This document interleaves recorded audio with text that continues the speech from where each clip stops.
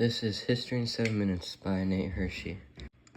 My first event is Creation and the Fall, which happened in 4004 BC. And after that, in 3874 BC, Seth was born. Following Seth was Canaan, who was born in 3679 BC. And after Canaan, Methuselah was born in 3317 BC. After Methuselah, it's Lamech, who was born in 3130 BC.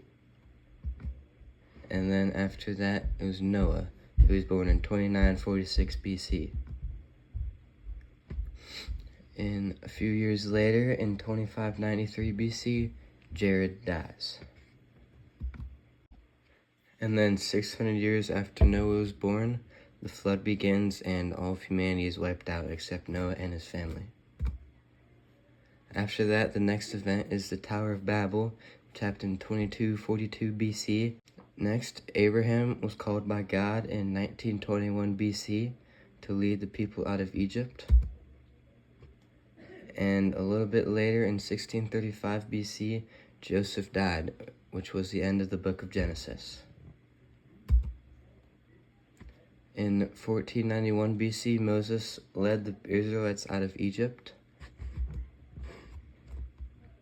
And then in 1048 BC, David is anointed king over Israel.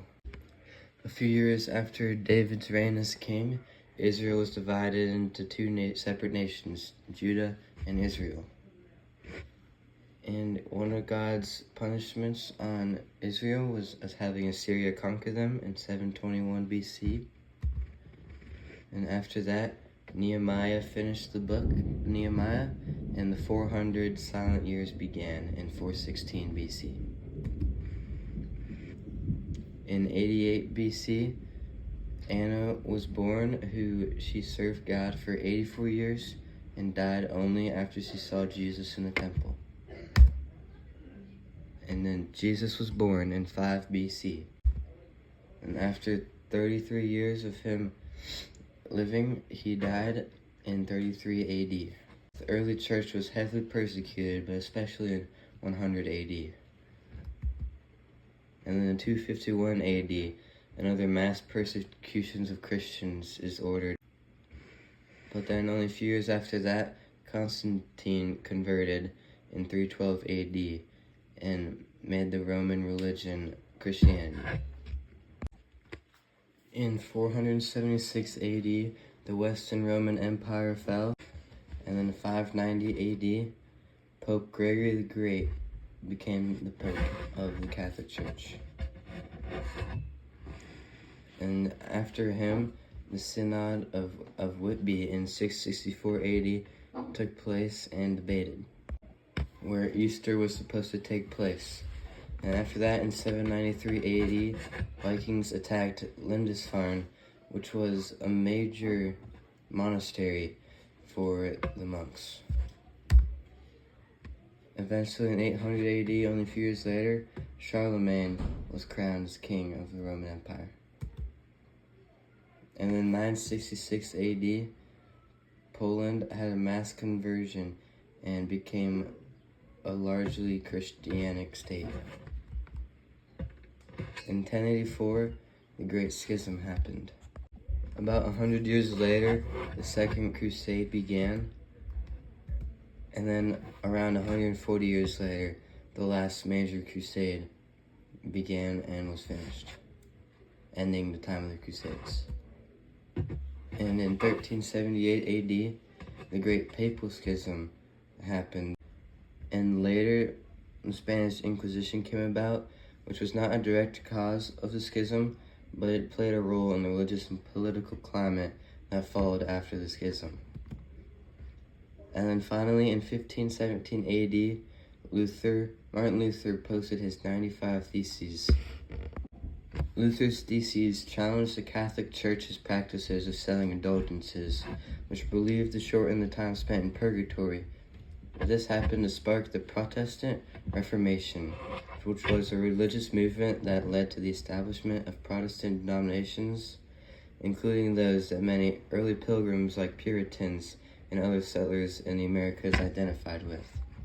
And that brings me to my next event in 1609 when the Pilgrims left England to seek religious freedom in America. After America had a little time to develop, the First Great Awakening in 1730 happened, which was a period of widespread religious revival in the American colonies, mostly between 1730s and 1770s, but involved a renewed emphasis on personal faith, emotional preaching, and a sense of spiritual renewal. People like George Whitefield and Jonathan Edwards were major roles in spreading this new revival. A little time after this, in 1800, the Second Great Awakening happening, which had much of the same as the First Great Awakening and was characterized by emotional preaching, camp meetings, renewed emphasis on personal conversion, and social reform. In the 1900s, one of the main people that helped the spread of Christianity in America was Billy Graham, who was born in 1918 AD, and he was a renowned evangelist and preacher who is known for global crusades and impact on evangelism. His whole life was dedicated to spreading the good news of Jesus Christ, and he was estimated to reach an astounding number of 215 million people in live audiences. He also founded organizations like Christianity Today and Decision Magazine, which are still largely used in the present day. In the 21st century, Christianity is continuing to grow at a rapid pace, and the overall global Christian population is growing faster than overall world population, with help from people like Billy Graham that are still impacting the world today. And that is history in 7 minutes.